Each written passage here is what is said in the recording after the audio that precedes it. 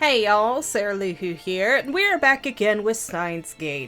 So last episode, Ocarin came to the realization, as did I, that in order to save Mayuri, we must of course delete our first email using the IBN 5100. The biggest problem with this, though, is our first email, our real first email, was to tell Daru that Kurisu had died at Radicon. And then the world line changed, Suzuha's time leak machine burst through, and CERN became what it is in this world line. You know, this big evil corporation, and time travel became a reality. All because we somehow stopped Kurisu from dying. And so now our decision is let Mayuri die, as we just witnessed for the millionth time, or sacrifice Kurisu. And that is the decision that we must make.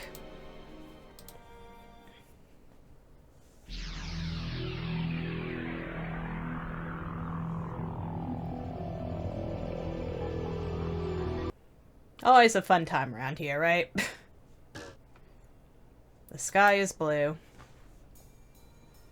I'm on the roof of Radicon, after going back 56 hours with 2 time leaps. I lean against the wire fence and stretch out my legs as I look at the sky. I want more time to think, that's why I came back. Last time I spent 2 days refusing to face reality. But that's no longer an option. Now that I've confirmed Mayuri's death, this time I need to reach a decision. But how? This equation has no solution. No matter what choice I make, someone dies. From a purely utilitarian viewpoint, I should choose the beta world line, where CERN never creates a dystopia. But it's not that simple, not for me. There must be some other way. According to Suzuha, 2010 is a point of great divergence at the attractor field level. I think that divergence had already commenced by the time I sent the email reporting Greasy's death. So when did divergence begin? I can't say for sure, but I think it was the moment we completed the phone wave name subject change. That was around the middle of July. Daru and I deemed it a failure right after completion. By the time Kurisu was killed, there was already a huge divergence at the attractor field level. Now that I think about it, reading Steiner activated that day when I sent the email that started it all. At that moment, every pedestrian and vehicle on the main street of Kiba suddenly vanished. It feels so long ago, but now I can finally explain it. That was the moment I moved to the Alpha World line. On the Beta World line, where all this began, Suzuha didn't arrive in her time machine. Dr. Nakabachi's conference went ahead as planned, and the flow of tourists and shoppers through Akiba was unimpeded. But when I sent the email, events changed on a huge scale, from my perspective at least. On the current world line, Suzuha crashed her time machine into the roof of Radicon. Nakabachi's presentation was cancelled, and this part of Akiba was closed to traffic. Because I was out on the street when the world line changed, it appeared to me as if thousands of people suddenly vanished. The truth is, they were never there to begin with. Like a magician's trick, it was so obvious once you understand how it works. The real problem is the timing of the email. I moved to the Alpha World line after Kurisu died. If I had sent the email before she died, then I might have been able to intervene, even now on this world line. But no, this would defy causality. I need that email, because I saw Kurisu's body. That's the way it has to be. Who killed her anyway? I still don't know. It definitely wasn't suicide. But what if I identify the murderer and send them a email warning them off? Would that prevent her death? I mean, no one has tried to kill her on this world line, have they? Maybe there's a chance. However, to send that email, I first have to move to the beta world line. The more I think about it, the more futile it seems. I've already seen Mayuri die countless times. Everything I tried to prevent it failed. I understand all too well. When fate wants someone dead, nothing can stop it. I can't save Kurisu. There you are. I thought I was alone, but it seems I was wrong. I turn around to see Kurisu standing at the open door. I avert my eyes. I can't look at her in the face. Not now. What are you doing here? Nothing. How did you know I was here? You said you wanted to be alone. I ran the numbers and concluded that I had the greatest probability of finding you here. Then leave me alone. You don't have to look for me. I'm not a lost little boy. I mean, emotionally, yes. Hey, is that how you treat someone who's worried about you? But not that I'm worried about you or anything. Right after she gets herself flustered, Kurisu sighs and puts on a serious expression. I was going to leave you alone at first, but you've been acting weird since the last couple of days. I mean, you're always weird, but more than usual. You look like a kid forced you to eat a crappy oatmeal. What happened? Nothing. Then why did you cancel the Kraken of CERN? You're the one who said we shouldn't. Oh, so you're afraid of triggering arrest flags. I get it. You should praise me for obeying law for a change. That's not like you at all. What happened to your ego? What happened to the insane mad scientist who will win Kyo? To hell with my ego. This time, it's not that simple. I have forced my ego on others before. Suzuha, Ferris, Zakako. I have sacrificed their dreams for the sake of my goal. They were all willing to give them up. I justified it by telling myself that it was necessary to save Mayuri. I weighed their suffering against the alternative and made my self-righteous choice. But this time, the alternatives are impossible to compare. I have to choose which friend to let die. It would be so much easier if I knew what was right. Which friend to let die? What the hell are you talking about? I'm just a student, Christina, you know. The insane mad scientist Hoenn Kiyoma. That's just a fantasy. Character I made up. I bet you had no idea. I may have figured it out when we first met. When we first met. What if I hadn't found Kurisu's body back then? Let's try imagining that situation. If I hadn't seen Kurisu dead, I wouldn't have interrogated her before the seminar at ATF. Without hearing me call her a zombie, she wouldn't have taken an interest in me. She wouldn't have come to the lab. Ultimately, we would have never built the time leap machine, leaving me without the means to save Mayuri. And of course, Kurisu would not have become our friend. And we would not be as close as we are right now. Tell me, Okabe, what do you mean? I can't meet her questioning gaze. Do I have to tell you? You've never hesitated to ask me for help before. That's true. We've relied on you quite a bit. Don't hold back now. That's not what this is about. Then prepare yourself. I already know her answer, too. She's gonna want us to sacrifice herself. You know, for Mayuri. As everyone does. What I'm about to tell you is the absolute truth. And it could also be your death sentence. Eh? Kurisu's voice cracks a little. Remember what I told you before? When we delete the D-mail from CERN's database, we'll reach the beta world line where Mayuri doesn't die. And where CERN doesn't take over the world, right? Everyone lives. Everyone is free. You made it sound perfect. Perfect? It's anything but. I showed you the first email, didn't I? The one that started it all? On the beta world line, the events described in that email actually happened. Kurisu is a genius. I have no doubt that she understands. Kurisu, on the beta world line. You die on July 28th. And according to the attractor field model, nothing can prevent that from happening. If I want to save Mayuri, I have no choice but to let you die. Kurisu says nothing. What expression is she making now? I reluctantly sneak a look at her face. She's staring out across the cityscape. Her eyes look distant. I see neither fear nor sadness in her face.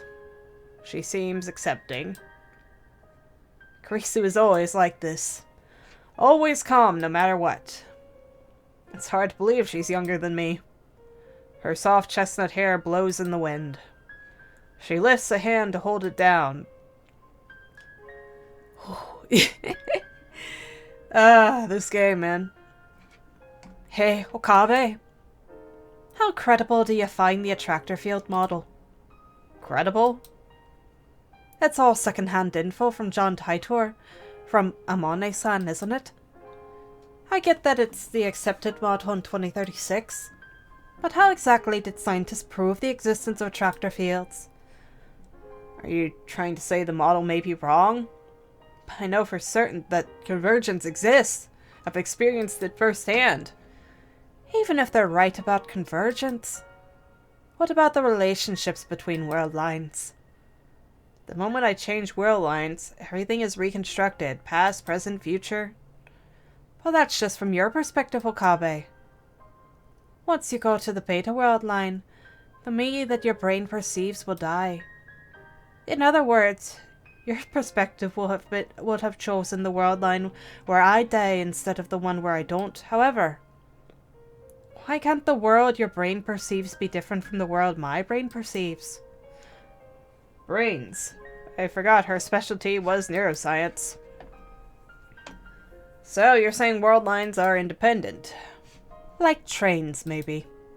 Trains? Let me give you an easy example. Kurisu takes out her phone and starts fiddling with it. If I want to take the train from Akiba to Yokohama, which route should I use? I didn't know you were a rail fan. It's just an example, jeez. You choose to take the Yamanote line to Tokyo Station, then transfer to the Tokaido main line for the rest of your trip. Kurisu keeps talking as she looks at her phone, apparently reading off an itinerary. But if I take the Yamanote line to Osaki, then transfer to the Shonen Shinjuku line, another person, say Hashida-san, might decide to take the Keihin Tohoku line for some reason. And Mayuri might ride the Shinkansen from Tokyo. You and I ride the same train until Tokyo Station, but from there we ride different lines while still aiming for the same destination. And that applies to the universe. You're claiming the existence of parallel worlds? I like to use my imagination too sometimes. But where's the proof that there's only one world? Suzuha said so, and then there's reading Steiner. In other words, an unknown time traveler and your unexplainable superpower. But we know Suzuha. There's no way to prove that she was Hashida's daughter or anything she said about 2036 either. Not without going there ourselves. And if reading Steiner is what you say, then it means that your subjective experience influences the memories of every single human being. That's completely absurd, Okabe. If it's true, then you're literally a god. But there are no gods in reality. The world doesn't revolve around you. It's just your brain making you believe it does. If that makes you this world's god, then I must be a god too. My brain's just as big as yours. What are you trying to say? Let's say you choose the world line where I die. That doesn't mean I have to do the same. The fact is that I'm standing here right now, observing this world with my own subjectivity. I already exist on a world line where I don't die. Even if your perspective shifts to the beta world line, my perspective might remain here. It's a question of where the soul lies, and I won't let you have your way with my soul. No true, no true scientist would accept a hypothesis this flimsy. But there's a chance I'm right. So you have nothing to worry about. Greasy smiles. How could she smile? I just told her she's going to die. The problem is that you don't want to let me die, right? But if my hypothesis is correct, I'll still be alive on another possible world line. So there's no reason to be afraid. It's just a hypothesis. The same is true of attractor fields. It hasn't been proven. Even if someone did prove it by 2036, that doesn't help us here in the present. In other words, anything is possible. Karisu turns her back to me after finishing. It's an armchair theory. A daring armchair theory that could quite possibly render meaningless everything I've done up to now. How can Karisu stay so calm? She's just an 18-year-old girl. You really don't have to worry about me, Okabe. It would just hurt my pride if you did. Don't say it like that.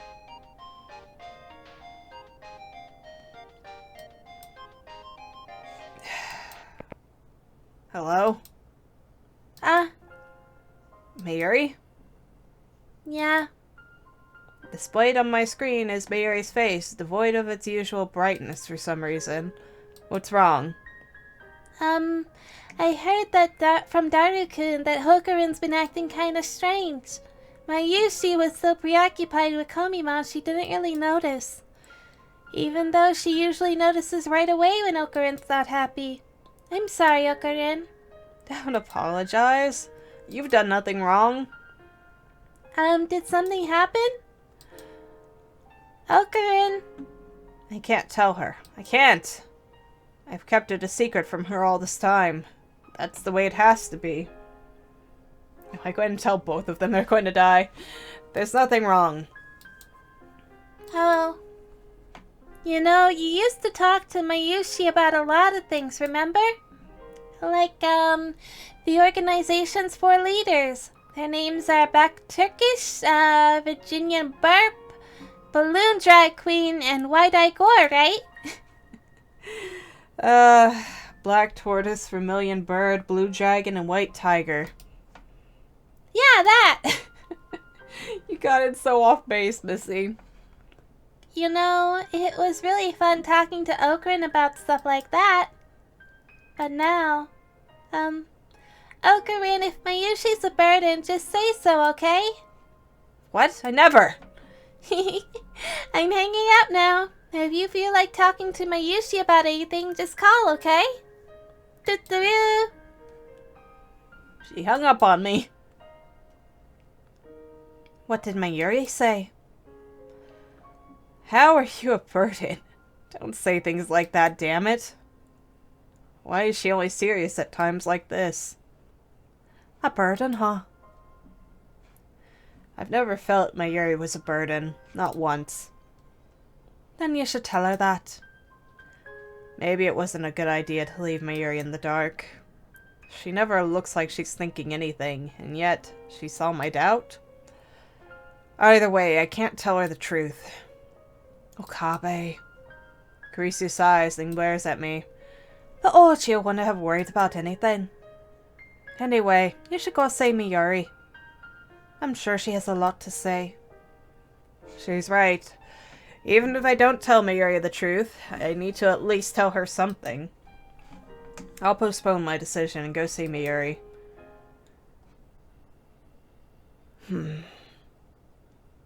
It's afternoon on the first day of Komima, and the crowds are finally beginning to thin out. Of course, the industry booths and cosplay area are still packed, but at least I don't have to wait in line to get in. I've been trying to get in touch with Mayuri for a while now, but she hasn't responded. I checked with Daru, but he isn't here today either. Cosplay ends at 4 p.m. I focus on searching the cosplay area until then, but I still can't find her. Maybe she finished early and went home. I try calling her home. No luck. I haven't seen her since she left this morning. Grandma's grave, maybe? Where is she? I'm always afraid that she'll disappear the second I take my eyes off her. It's been like this ever since she lost her grandmother. Maybe it's just my imagination. We've been so close for so long. I saw Mayuri at her weakest and most vulnerable. Maybe that has made me overprotective. But I don't care how other people see us. I just can't leave Mayuri alone. I step into the cemetery, the final resting place of Mayuri's beloved grandmother. When was the last time I came here? For about a year after Mayuri became my hostage, I'd periodically accompany her here. I don't think I've been here since I entered high school, so it's been about 3 or 4 years. As I get closer to Mayuri's grandmother's grave, I begin to hear a voice. It's Mayuri. I'd recognize her voice anywhere. Sounds like she's talking to someone. I approach quietly. Hey, Granny? Mayuri is standing there, talking to the grave. What a relief, she hasn't disappeared. I decide to watch silently from a short distance away. I've been having scary Oh no, she's not remembering everything, is she?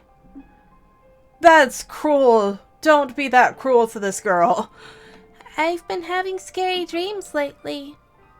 For a second, I wonder if she's learned to commune with the dead, but no, she's just talking to herself. In my dreams, bad things keep happening to me. Like someone shoots me, or a car hits me, or I get run over by a train. What? Don't tell me. It's so real, it hurts so much, and I feel so sad, and I try to call for help, and nothing comes out. Oh wait, that's her, sorry. It's so real, it hurts so much, and I feel so sad, and I try to call for help, but nothing comes out. Why do you think I'm having these dreams? Does she remember her deaths? All of them? If she's inheriting memory, is she inheriting memories like I do? Or like Suzuha did, or Ferris, or Luca? Everybody gets it. And you know, they always end up the same way. Mayushi's crying, and Okurin comes to save me. Mayushi tries to say thank you, Okurin, but Okurin can't hear my voice. He holds Mayushi and makes a very sad face like he's going to cry, but he never does, you know. I can tell he's forcing himself not to cry. Come to think of it, both Ferris and Lukaku remembered their memories from before the past changed. I used to think that memories couldn't be shared between world lines. I used to think that I was the exception with reading Steiner. But maybe that's not the case. Maybe everyone has the same power, and the only difference is how strong it is. Maybe reading Steiner's nothing special after all. That makes Mayushi even more sad. I try to say sorry, but he still can't hear me. And that's when I wake up. Why am I having these dreams? I failed so many times to save her. I've watched her die again and again. Everything I've done has been to prevent that from happening. And yet, have the memories of those deaths been tormenting her as she sleeps? I bite my lip in frustration. I still have a terrible decision to make. Do I save Mayuri or do I save Kurisu? There's no perfect ending here. I can't save them both. It's one or the other. If I choose Kurisu, then Mayuri's dreams will become reality. If I don't want Mayuri to feel any pain... I don't want Mayuri to feel any pain. Until now, I've thought only of saving her. That is my goal. But at the same time, I can't let Kurisu die. Again, my thoughts hit the same dead end. Mayuri hasn't noticed me yet. She's still staring at the sky, just as she was on the day I took her hostage. She's talking to her grandmother in heaven. Oh, right! We have a lot more lab mims now, you know? There's Chris-chan, Moeka-san, Luka-kun, and Ferris-chan. There's also Suzu-san, but she moved away. That makes 8 of us. It's really amazing. On this world line, they all became lab mims. However, not a single one of them has sent an email. You know, it was just Okurin and Mayushi at first. But then, back then, Okurin seemed kind of bored most of the time. But now he's having so much fun. Is that how she sees it?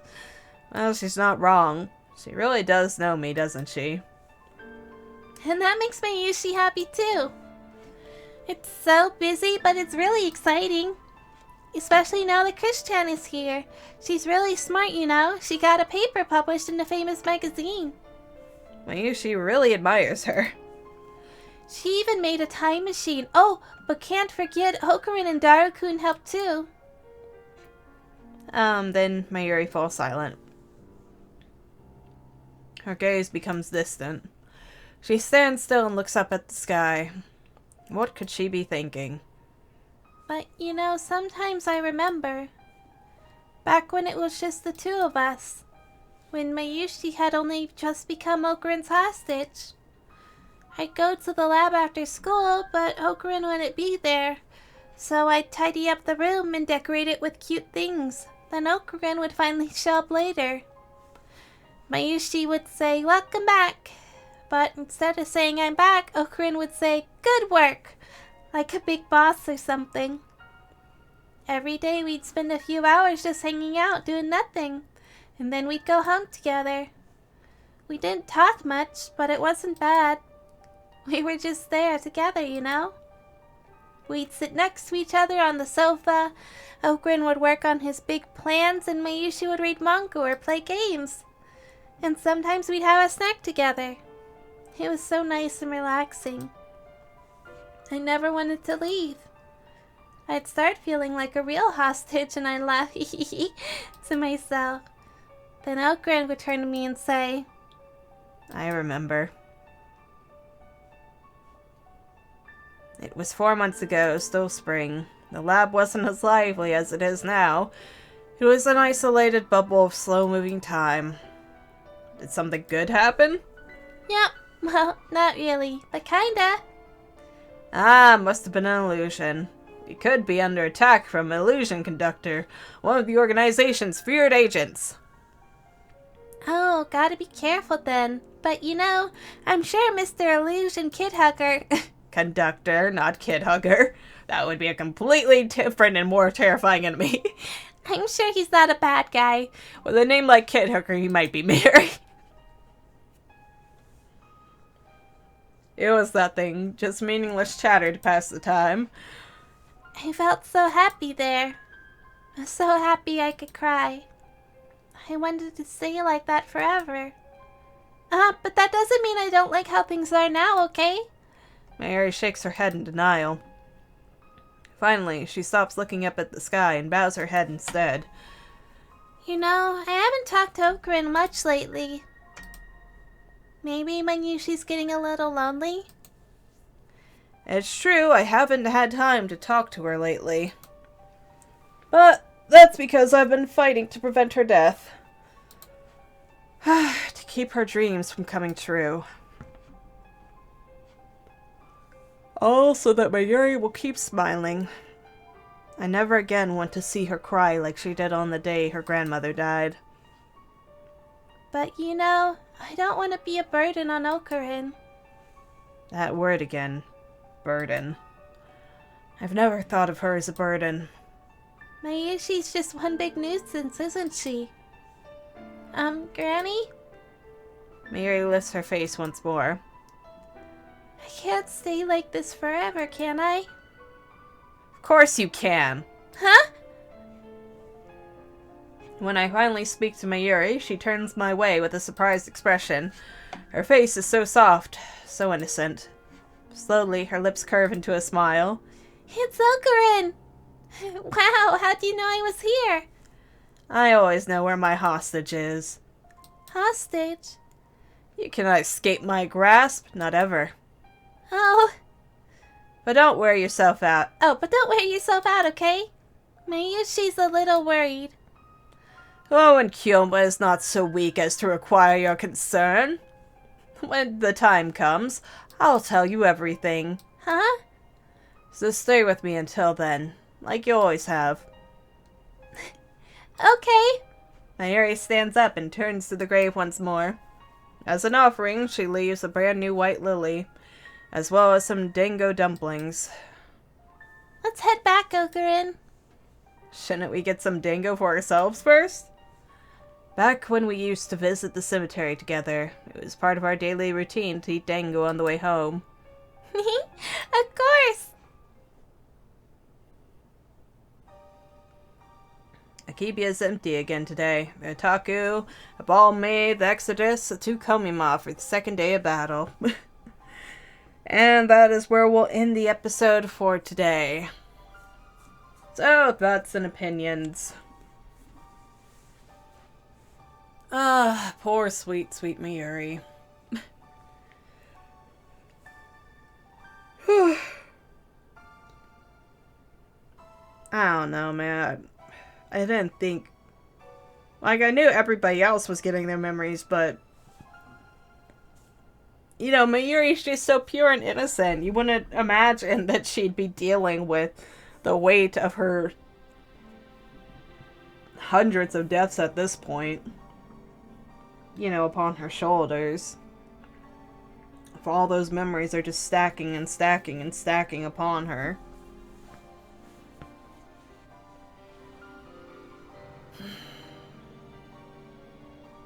At least she knows now that she's not a, you know, burden to us, I guess. It's just... Golly, I wish there was more that could be done. Like, she's just so...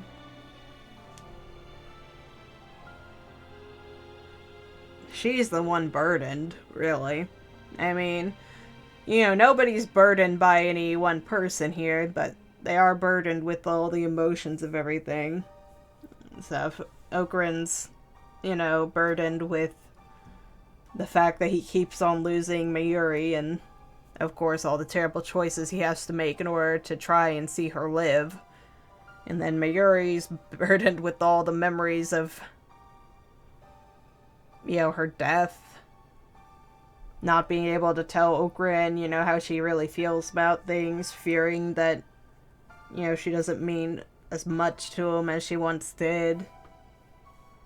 They all got a lot of heavy shit on them right now. The one thing that kind of surprises me, though, is, like... I'm surprised that Kurisu hasn't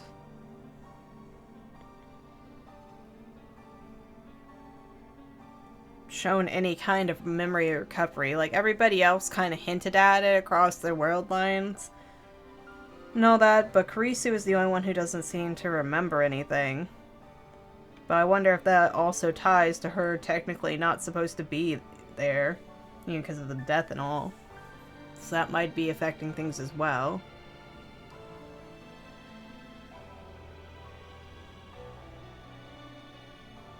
Because, I mean,